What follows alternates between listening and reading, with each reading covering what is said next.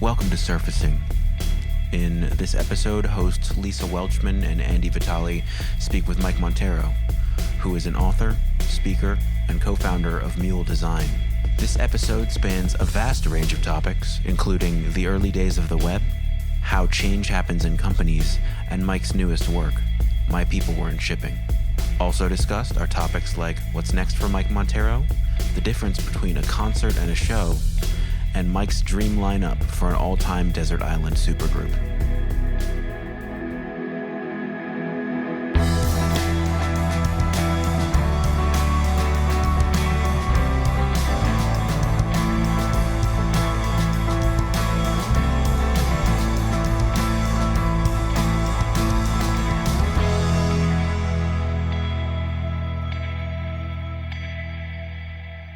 Andy, can we talk about what's to your right in your little room there? Oh my God. Yeah. So I've got a decent amount of shoes that I collect. No, decent's not the word I'd use.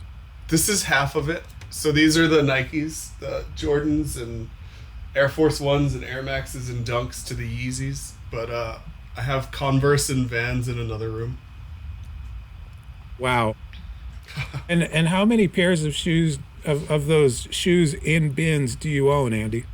It's about 150 pairs. It's been my thing over the last few years. I wear them all, so I'm not. So you do wear them? I do. They're not display. I wear them. I just didn't want all the boxes because they didn't look as cool. Gotcha. But I kept some of the special boxes. But yeah, they've all been worn. So on any day of the week, you could point to one of those bins and you would wear those? Yes, 100%. There's no shoes in there that are in the stay mint forever zone? No, none. I don't believe in that. Okay. But yeah, we started talking about collecting things, and it's another conversation I've ironically had today about the difference between like collecting it on a shelf and actually using it. So you're a huge record collector. I see that on social. We went record shopping in Minneapolis to a few different places. Yeah. So, I wanted to ask a music question. As someone who really takes pride in what they listening to a lot of music, if you had to pick your all-time, 5-member supergroup, who would it be? Oh, who's in it? No way. I'm not taking the bait on that. You can't do it? You can't do it because, you could pick, you could pick your favorite guitar player, bass player, drummer, and you put them together in a group and they suck. Fair. Because you got to get people who can play together, and people You don't who have an complement. intuition about who that might be?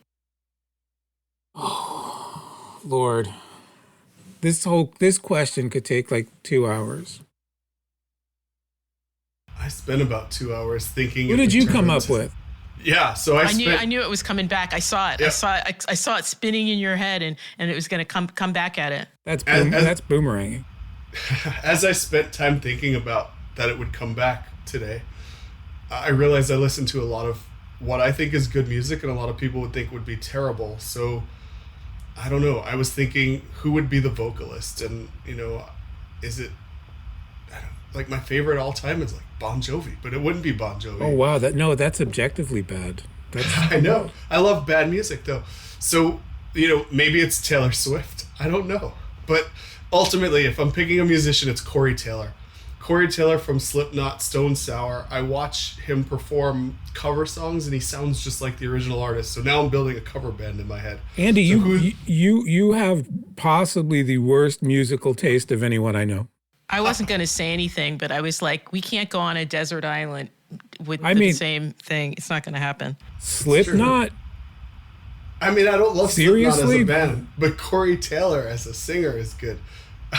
Okay, but Corey Taylor has, and I don't even know who this individual is, but Corey Taylor, if he's that good a singer, has decided to lend his talents to Slipknot. Yeah. So I question Corey's judgment. That makes sense. It's he did a great Prince cover after Prince died of Little Red Corvette. That was amazing. And I don't know. So forget it. Let's go Chris Cornell, right? That's a voice. I watched him do. He did one from U2 with a different song and it mashed it up and it was amazing. So I would go Chris Cornell if I had to really think vocalists. That's strong, powerful, well-rounded. Then I'm fucked after that. Like, my drummer is not going to be Tico Torres. Maybe it's Dave Grohl. I don't know. You guys are like killing me here because it's all like pop rock nonsense. It is. It's music, and when you say band, like band members, I'm like Alice Coltrane on jazz harp with, you know. Well, I think with Andy Bob Marley singing in the background, or somebody like that. We obviously have different tastes in music. I think Andy grew up at a Hot Topic. It's true. So here's what we don't want to do with you, Mike Monteiro. Uh-oh. So we know a lot of your feelings about large .coms, in particular social media companies. I think anybody who follows you on Twitter or whatever gets your perspective on that.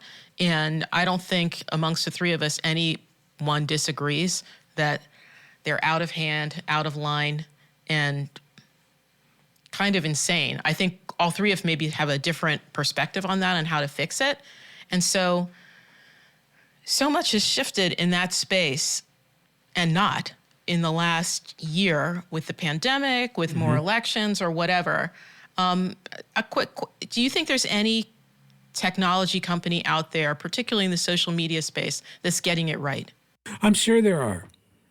I'm absolutely sure there are. And it's not the big ones. But I think what I'd rather focus on is not whether a company is getting it right or a company is getting it badly, but whether companies are capable of learning. And companies can't learn, but whether there are people inside these companies that are actually like capable of affecting change. And I know that I've made a lot of jokes about changing things from the inside, and what bullshit that is. And mostly it's because, you know, people who generally say things like that are bullshitting. But I think we're seeing something happen at Twitter right now. And it's still kind of vague, but I think we're seeing a change in leadership on the inside. That, I mean, when Trump was kicked off of Twitter, I mean, I don't know how the details of this. But you remember Jack was off in like on a French Polynesian resort or something, and he didn't even find out that this was happening until it had already happened. Like someone took the reins. Someone at leadership at Twitter took the reins and ran with it, while the idiot Boy King was away getting a massage. So that's really interesting to me. Like, is change actually happening inside that company? Because, I'm out here yelling and I'm out here like waving my arms in the air, but I can't really do anything. And real change within these places happens very, very quietly, and it happens very, very slowly. And it's not done by people, like me screaming at them. I think I can bring attention to some of this shit. I can make people aware of it. But the people who are doing the real work are doing it very, very quietly behind the scenes. And I think that's what we are in the middle of seeing inside Twitter right now. And I think maybe in about a year, we'll have the real story.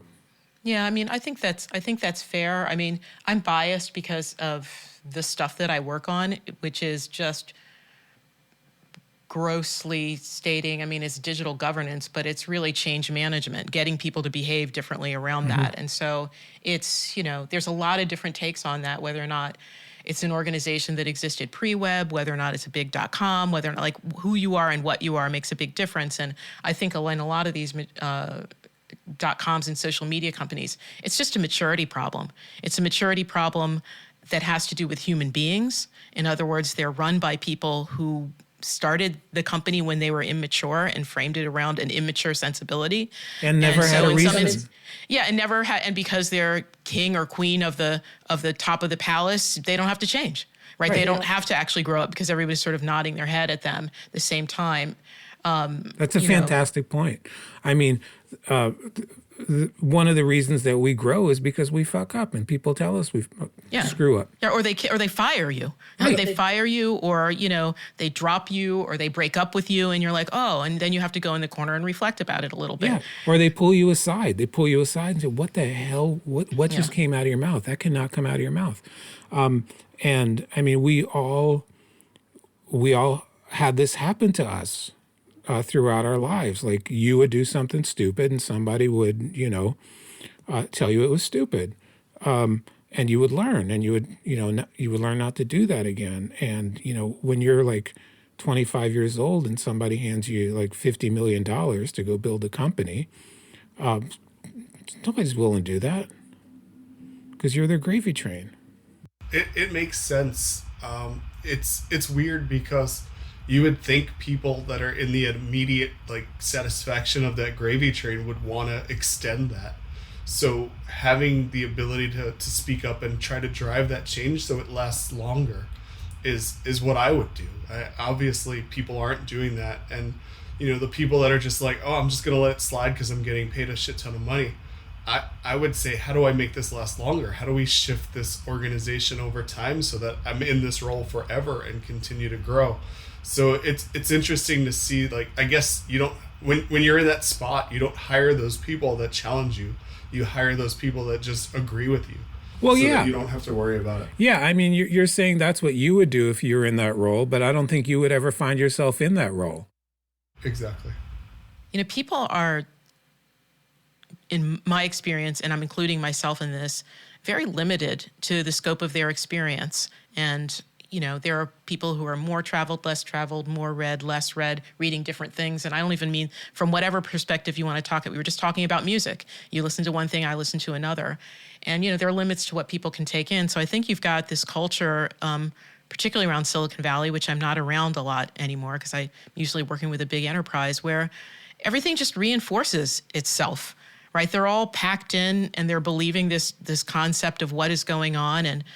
And the money is telling them that they're right, and they're not thinking broadly about, oh, I want this to be good and I want this to last forever. I don't think people are doing that. I just think they're very narrowly in their world, going to work every day, getting their mindset reinforced over and over again, and it just keeps happening. So it'll be really interesting to see what's going to happen.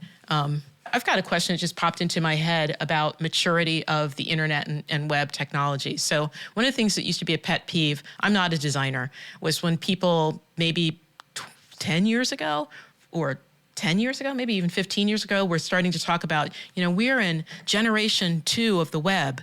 We're in generation 3, generationing out the internet and the web. And I remember thinking, we're not even halfway through in 1. Right. And so, but that just really used to bother me because basically what they were talking about was interface design. Right. Mm-hmm. Look, things used to be a giant clickable image map. And now we're not doing that anymore. Now it's this. Now it's that. It was all sort of about the design look of it. And so, but lately I've been thinking to myself, are we actually really reaching this next generation of the web? That being, we have driven the web and used the internet far and wide enough to work ourselves into a shit show, right? So we actually understand what can go wrong and what can go right. And now we're actually at the point where we can step into the next generation where we're going to fix those things. And so not that those generational things mean a lot necessarily, but it feels like a serious gear shift, which means an opportunity to make it better, or make it worse in this next rev of what we do. Does any of that resonate with you? Yes.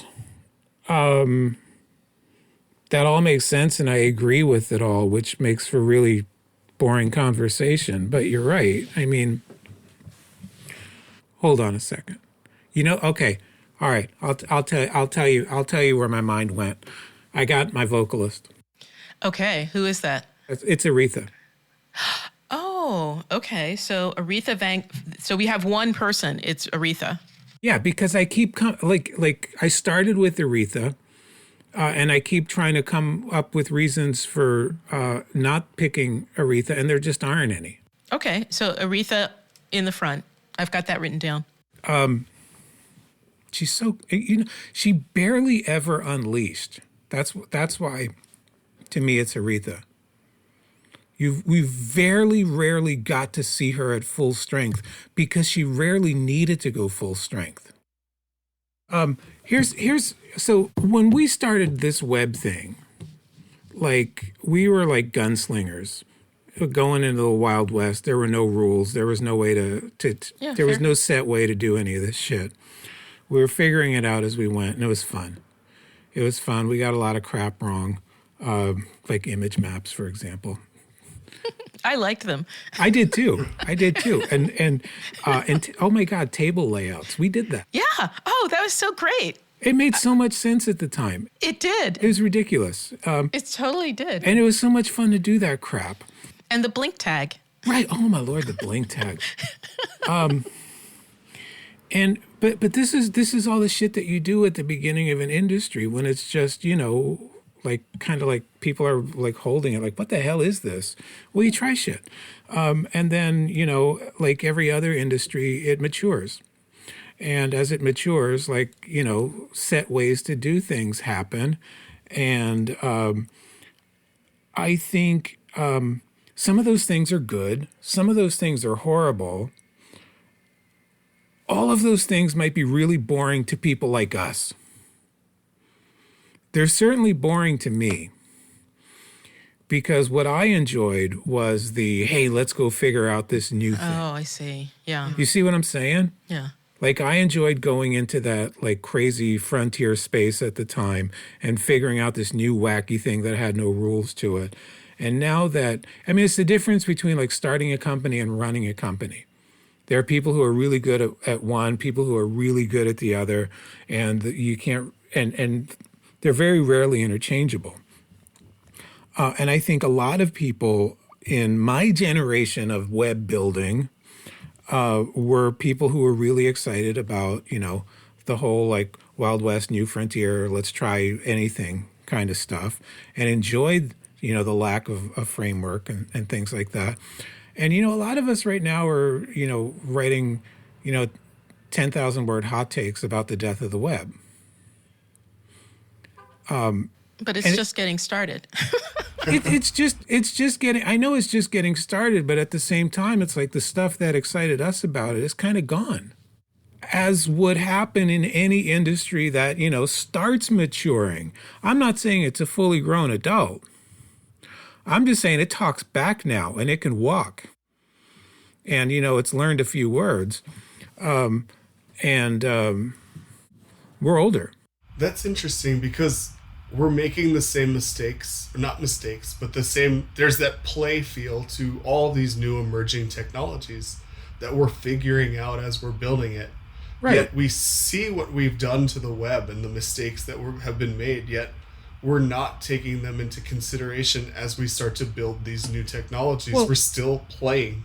Well, if we learned from the mistakes of our ancestors, we would be amazing. But we don't. We generally don't. We all make the same mistake. We're forced to repeat those mistakes over and over and over, the small ones and the big ones. What is happening in these 10,000 word treatises that people are writing about the death? Because everyone's always writing the death of the web every 10 years, right? The web has died repeatedly. Long live the web is dead. Long live the web is the article that's been written how many times, right?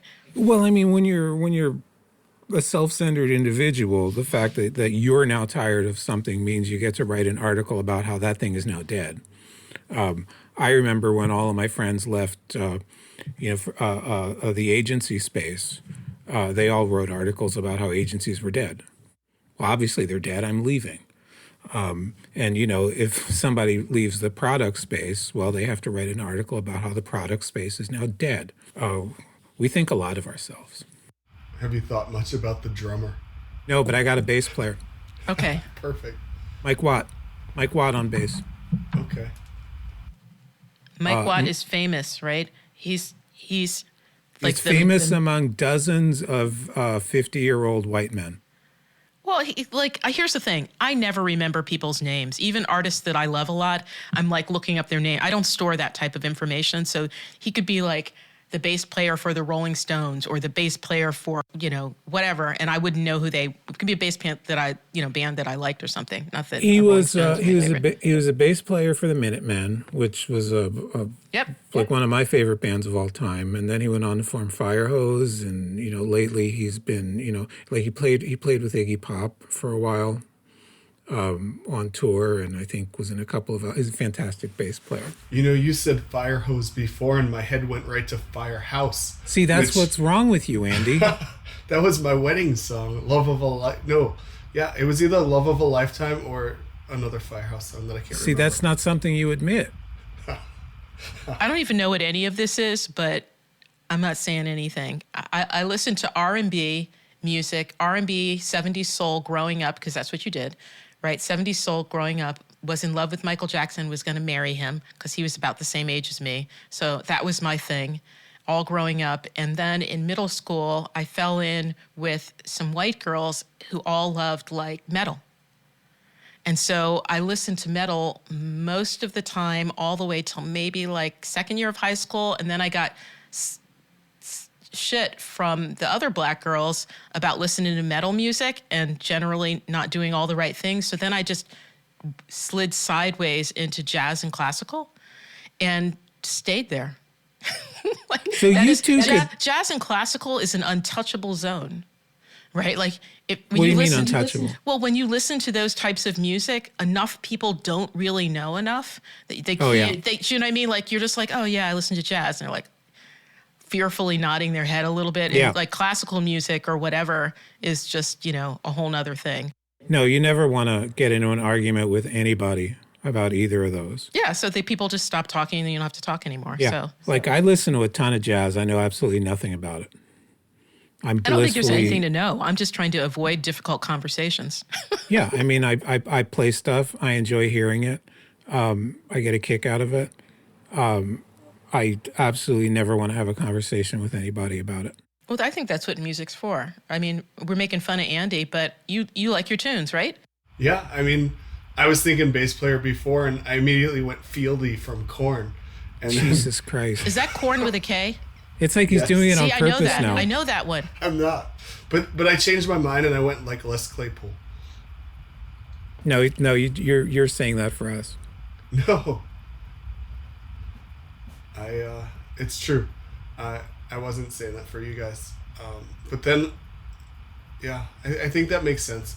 Because I thought about like who's the bass player for like I've been into Metallica lately because I want to get pumped up, and like literally I watch garbage on YouTube. So it's either like someone eating pizza, someone eating fast food, or like these concerts, because like concerts, like I miss those things. Everybody does. Yeah, I know.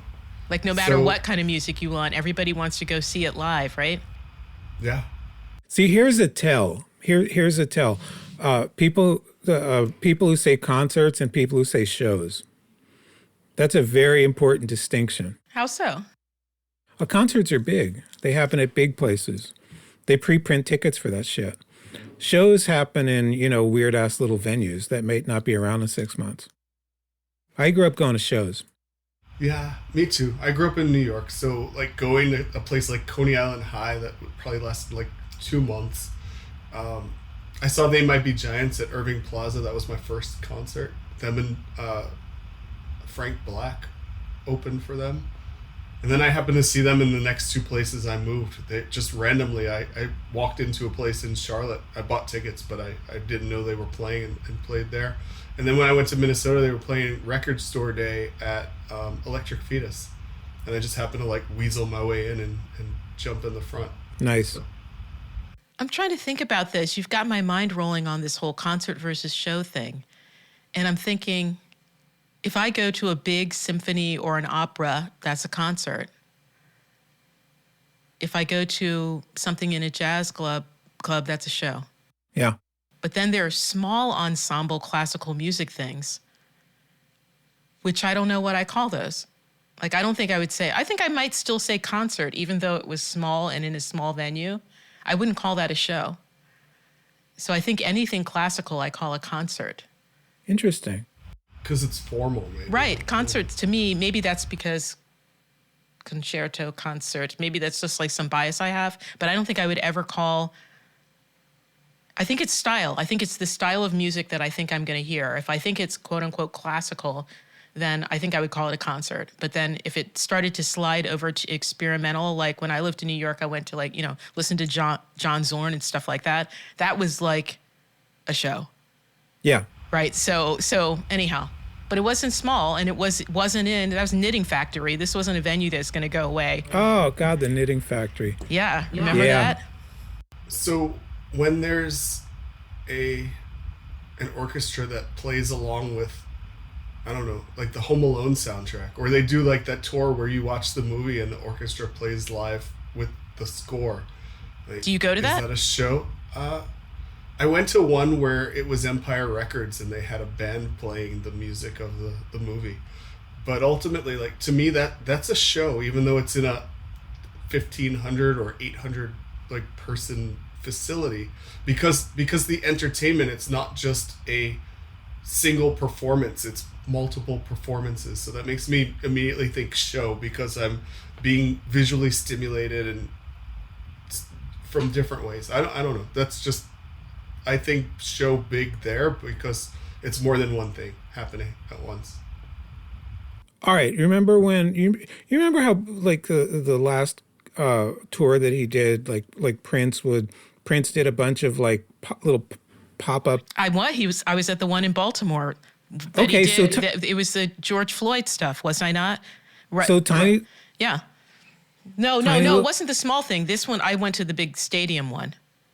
I know what you're talking about. It wasn't one of those in Baltimore that he did. He did a big concert in Baltimore to raise money over the whole George Floyd. But go ahead, what you're saying. Well, wait a minute, Prince? Yeah. The timeline doesn't work. Okay, then it wasn't George Floyd. It was, what? Are you sure? What year did Prince die? Is that 5 years ago, I think? It was a while. Yeah. And the George Floyd thing was just last year. Oh, George Floyd. I'm sorry. I'm totally getting names mixed up. That's wrong.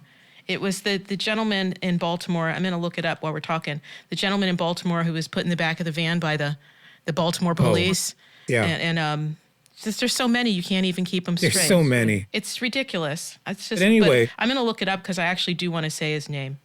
So Prince would, tune up for his big shows by like showing up at little bars, almost like, with 24 hours notice or less. What would you call those? Freddie Gray. Freddie Gray. Thank you for looking that up. Yeah, no, I mean, like, I'm embarrassed that I got those names, but it's just also like, oh There's my so God. many. Well, it's just, it's ridiculous. Anyhow, not this episode. We're not going to go down that road, but what a shame, and shame on us, America. Yep. I mean, we can go down that road. Yeah, we can go down that road. I mean, if we want to go down that road and talk about it as it relates to technology, and how that stuff goes together, I don't even know if there's a connection between those things, but just how people use that technology to organize for protest and to organize for evil, right? And so it's just sad. Well, so here, let me be really self-serving about it. All right. Because I got a new talk. that I'm doing. And, things being what they are and we being where we are, I, decided, the hell with waiting for conferences. Doesn't really matter. So I've just set up my own events. The talk is called My People Were in Shipping. And it's about, the African slave trade as invented by my ancestors. Hooray, me. And about, finding this out and dealing with that. And that's a journey. And how, oftentimes we build up these walls against admitting some of this shameful shit. And it's like intergenerational sin that you have to deal with. And how having, carrying this around, you have to just say, yes, we did this. This is something that we did. This is something that we should deal with. And we can't really move forward cleanly until we've done something about it. And there's the whole tie-in to what's going on in America right now. Obviously, we keep trying to sweep this shit under the rug, and there's a tie-in to tech too. Like all of this shit happened on our platforms, and we're seeing tech leaders out there still, saying, not us. They just happened to do this on our platform, but we can't really be blamed for it. So the talk is about how you have to just own it. You have to just own that, yes, this is a thing that happened. Yes, we are responsible for it. Yes, we need to clean it up. And how once we get past that, rather than trying to run from the shame, just walking towards it and through it and seeing what's on the other side of that, then we can actually start cleaning up some of the messes that we've made. And I think, so I use, my own story of my own ancestry as a device to talk about, what's happening now in tech and how they need to own some of this shameful shit that they've done and the repercussions that have come out of that. And they're still not doing it. And they're not doing it because to admit that you're responsible for something like this is scary. And it's easier not to. And yeah, I think the intent there is, it's hard for me. I'm a Black woman in tech, and I'm a Black woman in her 50s in tech. So I was in Silicon Valley, in particular in the 90s. So like the first wave of commercial web, that's when I was physically located in that. And so, I had my issues in my first job at Cisco Systems, the typical bias that Black women receive in any type of work environment, plus a little bit of tech put on top of it. And, part of the reason why I've just sort of floated around the system and not inside of organizations is it's kind of intolerable. And so for me at this point, it feels like it's very good. Objectively, I'm putting on my consultant hat. As a consultant, it's very good to see people realizing and waking up to a dynamic that I've been swimming in my entire life, right? So, and at the same time, there's a huge part of me that's like, I would just like to go over here and knit while you all work that out, because honestly, this ain't my gig, right? Somebody else needs to work this shit out because, while we're in this problem with you, and, it's just not my problem to solve, not my problem to solve at all. So to the extent that your work is going to help that out, know that I'm on the sidelines with a box of popcorn, occasionally glancing your way and cheering you on. If that doesn't sound too cynical. Well, I may join you sooner rather than later. Because, honestly, this is exhausting. It's, I just, I'm going to keep self-shilling here. I just put out a new book, The Collected Angers. Ta-da! How did I miss that? I've been Googling all around you. There's a lot going on. Yeah, there's a lot going on. Okay, cool. So the Collected Angers, it's all the essays, or the best of the essays that I've written in like the last 6, 7, 8 years about, design shit. And, when I was putting that together, part of me was like, this is the last thing I do. This is the last thing I do for like the design community. Screw it. And, after this, I'm going to go like write fan fiction for, Buffy the Vampire Slayer or something. Cause for 8 years, I've been trying to get people to understand that they're responsible for their work. And to me, that felt like, okay, we'll spend a month here. We'll spend a month talking about how you're responsible for your work, and then we'll move on to the next phase.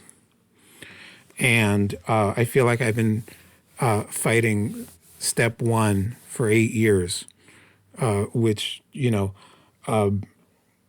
maybe I'm not very good at getting the point across. That's one possibility. Or two, people don't want to get that. Or, maybe it's a combination of the two things. But it kind of feels exhausting at times. It's interesting because, like, your name comes up with my team a lot. Started with me. How do I, like, turn people on to this message, especially wanting them to feel empowered, right? I'm working with a, team of varying maturity, and sometimes I need them to really, like, take the initiative and take the step and be confident in their ability, whether it's right or wrong. Like, be accountable for a decision that you make, and you'll have support around that. And now I'm starting to see that message kind of carry on, and it's been good. And I feel like, it's probably been a really hard fight for you, and it's been what a lot of designers that I've had coached or mentored or worked with have needed to hear at times. But still, like, the industry itself, it doesn't, it's a lot of the same things over and over at the next place and the next place. So I can see where you get frustrated with it. Well, I mean, thank you, and you thank your team for me.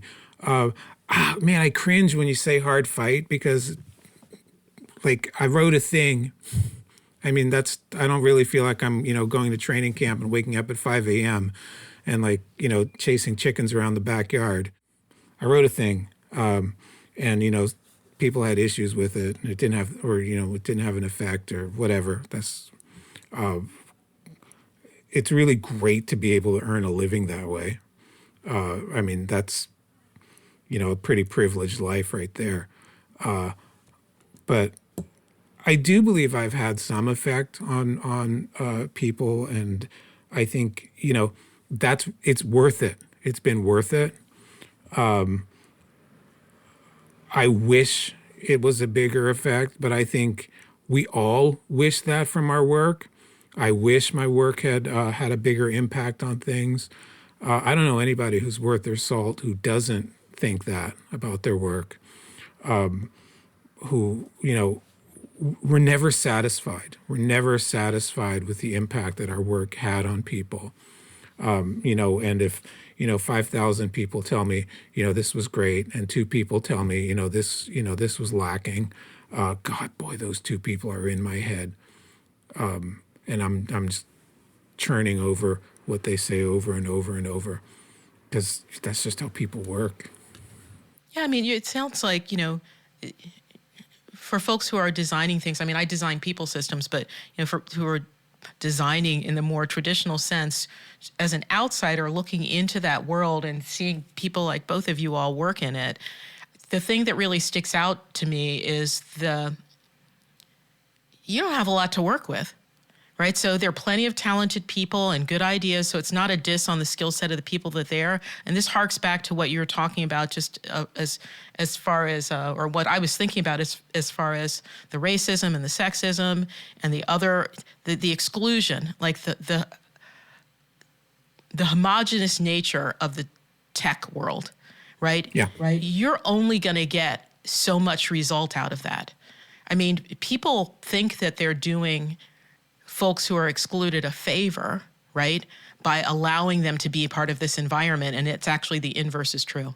Right. So, I'll let you be in here, and it's like, no, actually, really, you really need this, because this is kind of fucked up, and it's only going to get better if you just open this up and allow all the what you call otherness to come in here and be part of the formation process. You're not going to get better solutions out of things when the people who are making the decisions have already made the decision in the head before they sat down at the table and have a very, very limited and narrow worldview. I don't have the broadest worldview myself, but I know it. I know that Right. the world that goes on in my head is not the whole world. Whereas there are a lot of people in tech who don't know that. They're making up stuff and they're like, if it works for me, it must be right. And I can't even conceive of what that seems like. And it's a shame because there's so much capacity. You know, we have the solutions to many things if we would just allow everyone in the room to participate. And you're absolutely right. And I feel like, you know, people like me and people like you and people like 100 other people out there have been like trying to sound this alarm for years. You know, there's cracks in the foundation. Something's going to go wrong. It's coming. There's a rip in the fence. Y'all ain't ready for this. And it was like in the land of like Chicken Little theory, like, oh God, he's always screaming about bad things about to happen. Well, they happened. They happened. We plotted a coup. We plotted a coup on social media. It works. Social media works. Yeah, Americans plotted a coup in plain sight on social media. They told you they were going to do it. They did it. We saw the results of what they did. It's not theory anymore. We don't have to go up there and talk about how this is coming. Now we get to talk about, whoa, so that happened. That happened. This thing that we told you was going to happen, that's in the past. We get to have conversations about that happened. And now we can start asking questions that, you know, instead of like, what will you do if? Now we can ask questions like, how are you going to keep this from happening again? And, you know, when Mark and Cheryl say, well, it didn't happen here, we get to say receipts. We have receipts. They talked about it in Congress. It was on the front page of every paper. It happened. How are you fixing it? And I think that's the shift. That's where we can all shift now, because now we're not sounding alarms anymore. Now we're like, how do we fix the mess you made? It's not the mess that you're about to make. It's the mess you made. And you knew it was coming because we told you it was coming. And people smarter than me told you it was coming. And you told them that they were nuts. And then it came. And I don't see any apologies from those people, and I don't see any signs to fix shit either. What I still see from people like Jack and Mark and Cheryl and those goobers is still that shame-covered, oh, that wasn't us. That wasn't us. They're like those little ghost characters in Family Circus. Remember them? Like, not me. Is that still out, Family Circus? Like Billy, who's been taking mom's birth control like Pez? Not me. I think you got to have Prince on guitar. You know what? Perfect. That's exactly right. Because you want to know what? At that Baltimore concert, he had this guitar solo. And I know music fans know Prince was an amazing guitarist. But my mind was blown. Like, I was weeping, I was crying. Yeah. I was just like, oh my God, this is just absolute Prince on. That's not bad. I mean, I'm also, I mean, I'm not, there's parts, there's some Prince albums that I absolutely love. Probably the very basic set. I'm not a Prince completist. My wife, Erica Hall, she adores Prince. So we do get our fair share of Prince in the house, and she has educated me very well about Prince. But the thing that most astonished me, the more I learned about him, was, holy shit, he can really play a guitar. I think that's how she hooked me. I had a client in Minneapolis once, and we did the tour. This was after he died, right? We did the tour of, like, what is it, Paisley Park? Paisley Park. Yeah. We did the cheap tour, so we didn't get to go into every super duper room, but we did the Paisley Park tour, and you know, it was kind of amazing just how weird and odd and intimate it was. I mean, it was just like a dude who'd built a big house that he could have fun in, right? Like, and so, so it was kind of amazing, and like I didn't know that much about him, but you know, just That was amazing. So that's a good pick. So we got Aretha on vocals, Mike Watt on bass, and Prince on guitar. I was in Minnesota. I lived in Minneapolis when Prince died. And I remember I was at 3M and there was TMZ posted it, or someone, maybe I was not paying attention to the meeting and just saw it on Twitter, and then it kind of spread. And it was crazy. Like, everything stopped that day. And I remember that night we went to eat somewhere, and literally the sky, it was purple rain that night. And like, I couldn't believe it. The sky was purple and it was raining. It was drizzling, but like crazy. And then the next day we went past Paisley Park. We drove past it on the way to the Arboretum there, and just news people and tons of fans like leaving wreaths and notes, and it was crazy. Like, First Ave opened up that night and had an all night long dance party. Like that, it was I've never seen anything like Wow. that. Like the last person I remember, like famous musician that died when I was younger, was like Kurt Cobain. All right, are we doing horns too? Well, we could do horns if you want to do horns. I mean, we're missing horns- we're missing a drummer or some level of percussion other than. So here's the question: why are we going by standard rock band? That's what I asked at the front. I got Alice Coltrane on harp. So horns would be great. Well, then I'm throwing in both Coltranes. Yeah, I was thinking I wanted to have Alice and John in the same band, but I thought that sounded a little too. Because, if you're going to have a horn section, you're going to have Coltrane. And, I mean, if you're throwing in a harp, I mean, what are our choices? Not a lot. Exactly. And I think it's fair that Alice comes out at the top of that heap. She was amazing. She's also an amazing pianist. Like, just so she can double. So we've got somebody on keys, and we've got her playing the harp as well. All right, we just need to figure out our drummer situation. So what does the future hold for Mike Monteiro? You said you were ready to leave and eat popcorn with me and watch the world go by. The future, hopefully I can, I want to go outside. I want to go outside. I want to go see a show. I want to go to the movies. I want to do all this safely. I want to visit a place where I haven't been in a year. I used to spend like 50% of my time traveling, to the point where this may all be my fault, because I was the one who was like, I never want to travel again. Oh. Sorry about that. No, I don't think you got that much drive, Mike. It wasn't you. God didn't listen to you, Mike. As soon as we can safely travel somewhere, we're going on a vacation.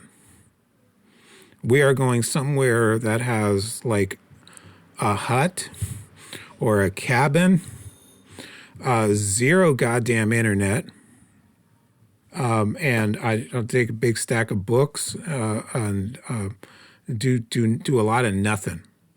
Do a lot of nothing and walk around safely without a mask on, and say hello to people, and walk into weird little bars and have weird little drinks, Eat street food. and eat street food, and hey, you want to be my friend for the next 10 minutes while we have this drink together and tell me something interesting about yourself? That was fun. Bye. Best friendships. I used to have those on Greyhound buses when I was in college. The Greyhound bus length friendship, right? Yeah. Tell them your deepest, darkest secrets. Get off the bus and it's over. It's like free therapy. Single serving friends. Apart from that, what I still really, really, really enjoy doing is teaching young designers, talking to young designers about stuff, doing my workshops. I've been doing like one-on-ones with people where, just work through like whatever issues they might be having, stuff like that. I love doing stuff like that.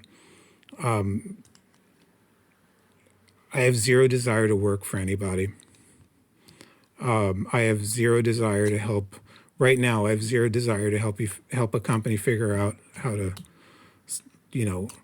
make money, how to collect data, how to take things from people that people need more than they do. But I love working with designers and helping them figure their stuff out, and hopefully doing a little bit to make sure that young kids entering the field know exactly how much power they have in these situations, because we've been stripped of that. We have been taught to believe that we are powerless, and we accept that. And I think, the young kids that I talk to now, the ones that are in school or just came out of school, they're not buying it anymore. They're not buying that nonsense. They're unionizing. I mean, we are the generation who gave that up. Do you see that Medium unionized yesterday? I didn't see that. I missed that one. Yeah. Yeah, it's like the writers and engineers and designers, they all unionized. They're like, fuck it. No, we don't believe that we're a family anymore. No, we don't believe that you have our best interests at heart. We have our own best interests at heart, thank you. And we can do this ourselves. And we're seeing this happen more and more across the industry. And, we got these amazing little socialists coming up everywhere. And God bless them. More power to the family. Huh? Pass the torch. Yeah. And, I'm if there's anything I can do to help them out, I'm happy to do it. But I do not need to be on stage when they come to do their thing. I have another question, only because of looking at your record collection, and we talked about technology and digital. So your setup is very much vinyl, analog. I've got vinyl downstairs. On top of that is my HomePod that I stream my Spotify to from time to time. How have you embraced digitalization in music and the way you listen to it, and what made you I imagine you started with vinyl and then adopted some digital and then went back, or have you been vinyl the whole time? Oh, no. I started with vinyl because I'm old, and vinyl was what you got. And, a record cost $7.98 at Sam Goody. It took you had to shovel a lot of snow to get $7.98. And then, when I was in college, it was like, oh, let's trade all this vinyl and get CDs because they're so great. And then, digital came along, and it's like, well, I'm a nerd. So yeah, all of a sudden we're like, MP3 this, MP3 that. And I love that shit. I've got, the subscription to some, shall remain nameless streaming service. And, I leave the house, I put my headphones on, not the AirPods, because I've got the weird ears where the AirPods fall out. I don't believe in AirPods. I don't like them. And, people keep them in all the time and just talk with the AirPods in their ears, which, I'm old and cranky, and I think that's rude because I can't tell if you're talking to me or not. But, whatever. I like a cord. I like a visible cord. But, I do the digital thing if I'm, walking around, taking the, on a, and then, if I'm home, I put on my records because I like putting on records. But, I'm not interested in having a conversation about what sounds best or what's more pure or, what's got the low lows and the high highs. It's like, love music, man. It's so like there's the thing about music is that there's something for everybody out there. And however you listen to it is, the right way to listen to it. Personally, I get a kick out of, I was like a poor kid in Philly who had to, shovel a lot of snow to make $7.98 to get a record. So, the fact that I can like walk into Amoeba now and just buy a bunch of records, like, it's like, yeah. it's like candy for dinner almost. It's like that adult dream. It's like when you're a kid and you're like, when I'm grown up, I'm going to have candy for dinner every night. It's like the same thing with records. I'm going to, you know what? I'm getting all of these. That's cool. Of course, they're like $25 now. Are they really? I mean, I feel, my son's always telling me how crazy I am. Like, because I had this amazing record collection, right, growing up, that was mostly 70s and 80s R&B and heavy metal. That was Lisa's record collection. And at some point along the way, I think I gave it all away, So it's, worth a bundle. My dad has this amazing set of records from, he's old 50s bebop, 50s jazz bebop guy. That's where I get my jazz taste from. Just the collection or whatever, which actually got saved, right? That got saved because my dad wasn't going to get rid of anything. So we have that as well. But so you still have it? Yeah, actually, my son has it. He's got it. He's like, these are good, and he's pulling some out for me. I don't have a way to play vinyl in my house. Now, the problem is this. I see it. I see behind you. You have a turntable. I want one. But then, I used to have I saw on Twitter today, somebody had a picture of the 80s console system in the cabinet with the glass front, right? And saying, I had one of these. And it's like, I remember those. I had like 7 or 8 different ones of those. My dad was a big audiophile. He did tours in Vietnam, and all those dudes came back with like electronics equipment from Asia, right? So it was, I grew up with that stuff, quadraphonic sound, speakers just so. And I used to be into that, but somehow that's kind of fallen away from me. It's tough though. That's a whole nother conversation, streaming and how they can't get certain sorts of music right. It's really engineered. That's another inclusiveness thing. It's really engineered around a pop album. And when I say pop, I mean any genre that could become popular, right? So I don't know what all the ones are but it's around that. It's not around classical music that has movements, right? That has to go in a certain order. It's not like the whole taxonomy of streaming music is so unbelievably limited. And just the categorization shows a definite narrowness of mind. So you see all of these things like, is it called primephonic? I can't remember. These classically oriented streaming where there's like lossless audio because you've got these really low quiet points in a piece of music and these really loud points that you don't have in a pop song, right? That's generally just coming at you on an even keel. So I've got troubles with that, but you know what? It's a luscious world we live in.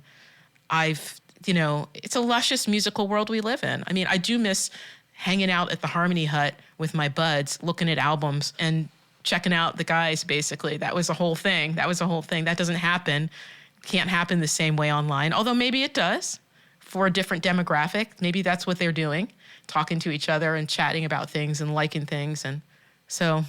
it tells you something about the people who design these services when, they're like, okay, it's 99 cents a song. This is the value of, bringing people in from all over the place. What's the word? Diversity?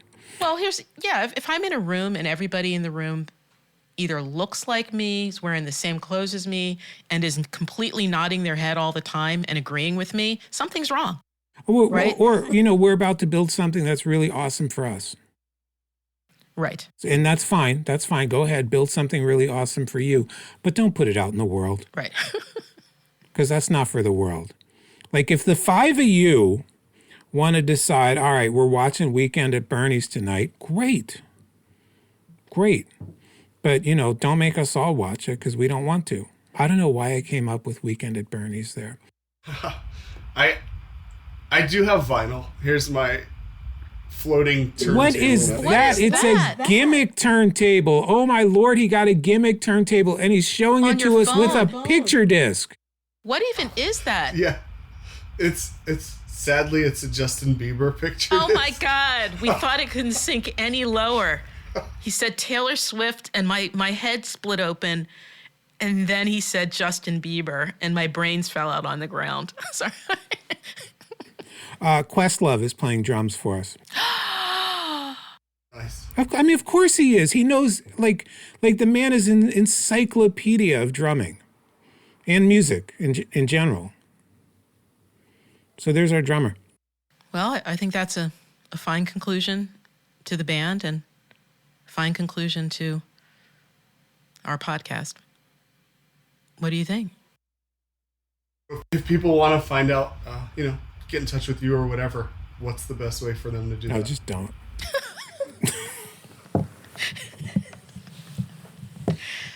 No, I'm kidding. Look, I crave attention. I crave your attention. You can reach me on Twitter at Monteiro. If I haven't been banned on any particular day, they do enjoy doing that to me. You can also just email me, Mike@muledesign.com. You can buy my book, my new book, The Collected Angers. I'm putting it up on screen here for an audio podcast, which shows you how smart I am. It's a beautiful cover. It's beautiful. Isn't it great? It's handsome, isn't it? It is. It's a windmill. And you see the subtitle there? Essays about design for an unwilling audience. Okay. And then there's the subtitle on the inside, right? It's there. different. It is different. An obvious grift to shake down my most loyal readers. There it is. And on the back, buy it just for this, because on the back you get a picture of my dog. Oh, hi, doggy doo. Yep. You can get that on Bookstop. Is it Bookstop or Bookshop? I always get it confused. We'll figure it out, and we'll put all that information along with the episode, along with, I think, maybe the big band and some links. So who's gonna get this band together, Lisa? Well, most of this band is dead. Yeah, well, yeah. Half. 50, that wasn't a requirement. We should have made that maybe a requirement. Well, once, I'm a big meditator. Once maybe I can meditate and reach some connections, and I'll get back to you on that. How's that? All right. Thank you so much, Mike. I appreciate it. It was great catching up with you, and it was a fun way to spend a Friday night. Yep. It's always good to see the both of you. Thanks for listening. If you enjoy surfacing, please rate, review, and follow us wherever you listen to your podcasts. Also, consider supporting the podcast on Patreon at patreon.com/surfacingpodcast. If you have suggestions for guests or a topic you'd like to hear about on surfacing, please reach out via the contact form found at surfacingpodcast.com.